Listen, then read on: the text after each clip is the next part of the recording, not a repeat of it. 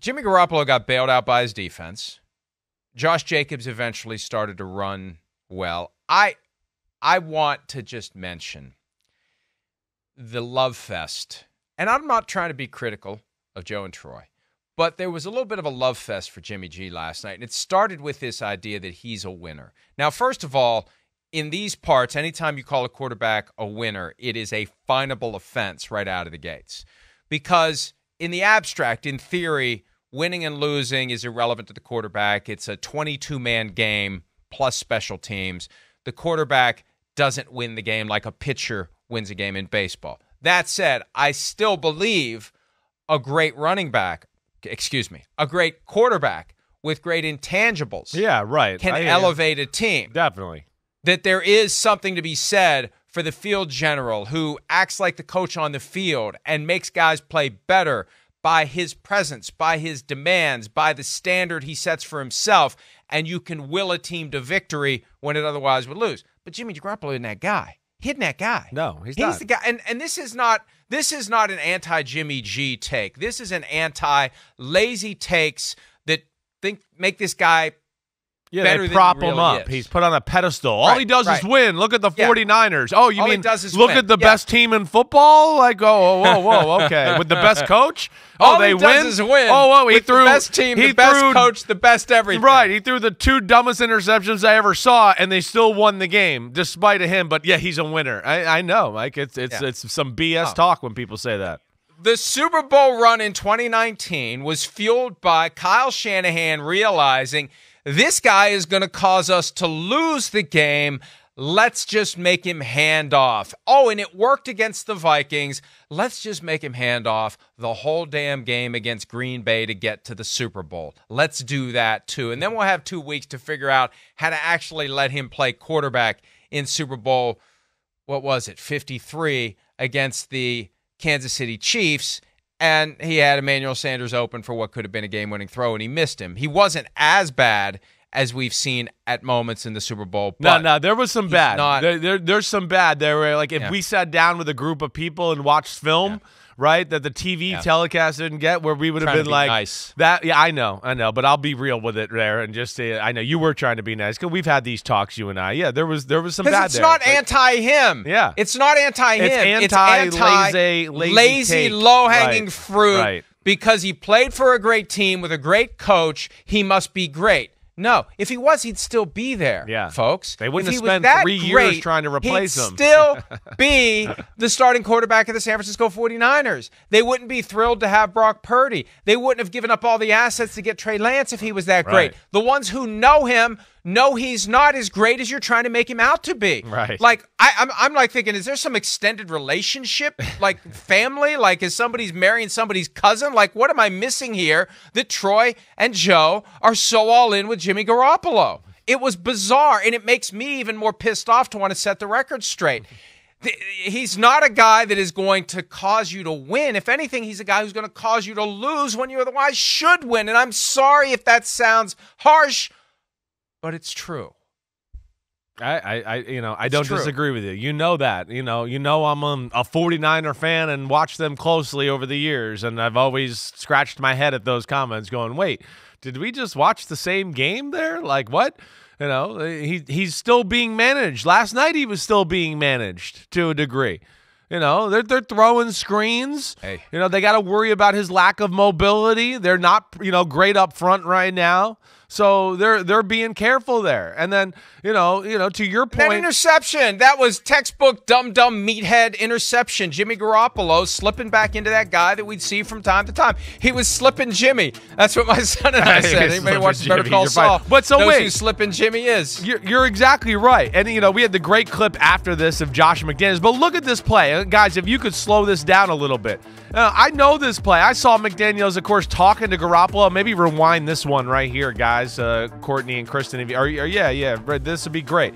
But look, here's the play. It's a corner route by Devontae Adams on the top, right by the 4 and the 0. He's going to have a crossing route. All he's got to do is read the backside defender. Let it go a little bit, guys. So the corner at the top's in a bind because right now he's going, wait, I got to worry about the cross Ross, or do I got to worry about Devontae Adams? They had them in a schematical bind. That play was for that right there. That's why McDaniels, after the play, is in Jimmy G's ear, sitting on the sideline, talking to him, going, hey, this is why we did this, and this is why we're paying this receiver $27 million, because if you look here on the left of your screen, Devontae Adams is open for a 40-yard gain. I mean, it doesn't get any more wide open than that in the NFL. And I'm sure, knowing McDaniels, this is the what was talked about all week when they got this coverage and this type of play to go along with it. So, yeah, to your point there, yes, he's a solid quarterback. He's solid.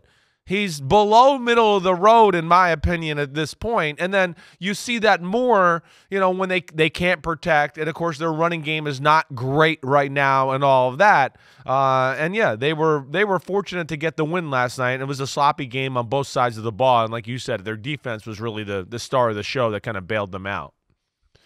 And that's without even acknowledging the fact that he holds the ball too long, takes too many hits. He got face planted last night. I'm surprised they didn't take him for a concussion check because he's just out of the protocol. I would like to think that the standard protocol, because they act like once you're cleared from a concussion, you're fine, like it never happened. I'd like to think a guy fresh out of the protocol who bangs his head into the ground, whether it's grass or turf, is going to at least have a talking to. I mean, there was nobody attending to him when he came to the sideline, but that's part of it too. The ever-present injury risk, because he'll hold the ball too long, he'll take too many hits, he gets shoved down to the ground too often, and he can't move and get out of the way a lot of times, like you're saying. Well, then you got to manage that like Tom Brady does. If all else fails, duck and cover. No doubt. Like Tom Brady was doing late in his career. Get rid of the ball so you don't take that hit, so you don't go helmet first into the turf and it's all twisted down over your face as you're fresh off of the concussion protocol. And then McDaniels, talking to him on the sideline, everything but spinning the tablet in his general direction like we saw last Monday night from Brian Daboll and Daniel Jones. So, and the Raiders overcame that. Now, he didn't do anything stupid again down the stretch, so maybe that little conversation worked. But, yeah, that changes the game if he makes that throw, and that's the throw. Like you said, they're setting that up. They're trying to get that moment. That's the play. That's the one they've been talking about all week. They're going to get it in the right moment at the right time, the right spot in the game, and it's going to bust everything open. And then it ends up being an interception because he makes the wrong read and throws it to the wrong guy. And again, this is not anti-Jimmy. Why do you hate Jimmy? No. It's just the legend of Jimmy Garoppolo that's kind of been crafted by others isn't justified. So somebody's got to push back. I mean, we can either sit back and say nothing, or we can try to push back. And I think for something like this, it's our obligation to try to push back because it was over the top last night. It was a little much. And again, I'm not trying to criticize our friends at ESPN, but it was a little much because it's like you're warping reality. You're gaslighting us, trying to make this guy into another Joe Montana. He'd still be on the 49ers if he was another Joe Montana because there wasn't a Steve Young there trying to push him out the door. No. It's fascinating. I think he's a great guy. People like him. Right? He's kind of, for a quarterback, a little bit, I don't know what the phrase is, unassuming. He's not looking for all the tension and all that. And I think almost it kind of gives him a free pass in the locker room and, and with media members at times. Right? He doesn't claim to be a superstar or anything like that. And it's odd how, I don't know what the other elements there that add to this with the psychology of the whole thing, but yeah, I think we're fair to push back on that sentiment. That's been going on a little too long there with people saying that. So I don't think we're being too critical. I think we're being pretty realistic about really what everybody in the NFL knows and sees. It's just that, yeah, there's some people out on TV and in the media that continue just to throw out the winner thing, like you said, and it kind of confuses the situation and is not really, rooted in reality that way. Because the folks who do the games are far more influential to the average fan than I think anyone realizes, because that's the soundtrack of the game. You turn on the game, mass audience, that's what people hear.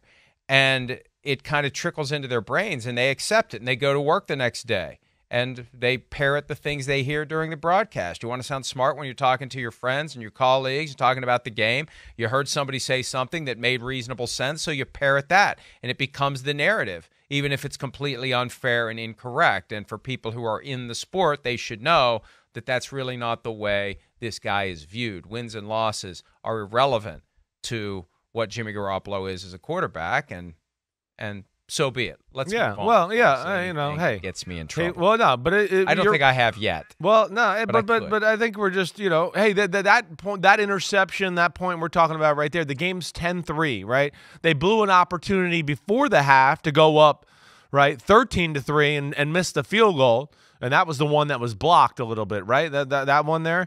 But either way, they missed that opportunity. Yeah, and you're going Josh, the big offensive lineman got the hand on it. So, but either way, Josh, good job with that call there. But either way, so then you go, hey, it's 10-3. They're going to have a chance to assert themselves and control this game, getting the ball in the third quarter. And it's the exact opposite. All of a sudden, wait, we throw a horrible interception. We give them great field position. All right, and now, it's touchdown, and now we're stuck in a tough spot here, and then we were in a spot of total control, but now we've given a struggling Packers offense the ball at the 40-yard line and kind of like, hey, get jump-started here, get going. They get the touchdown. The momentum's changed. They get the ball back. They don't convert on third down. And then comes Jordan Love to Christian Watson on the big play. There it is. Oh, here's the play. Right. He's going. Look, I showed you this guy. This guy's in a bind. We're going to have 2-on-1. Whoever he doesn't take, let's throw to the other guy. And, of course, that didn't work that way. But, unfortunate there. But, yeah, that totally did swing the momentum back into the Packers' favor and, of course, made things tough on the Raiders kind of coming back and pulling out the victory. By the way, I didn't even get the first name right. It's not Josh, it's Josh. Josh Nijman. All 6'7", 314 pounds of him. Got the hand on the Daniel Carlson field goal that was blocked and went wide to the left, and then he missed the 52-yarder late in the game, doinked off the upright. My son said that guy probably hates the Packers because remember he was with the Vikings and missed some easy kicks and they cut him after they had drafted him. Yep. And he's done really well with the Raiders. And his brother kicks for the Packers now. I didn't know his brother kicked for the Packers. I didn't make the connection until last night. So neat story. And it wouldn't have been as close as it was if Daniel Carlson had made those two kicks. Hi, it's Mike Florio. Thanks for watching PFT on YouTube. Hit subscribe for the latest news and analysis from Pro Football Talk.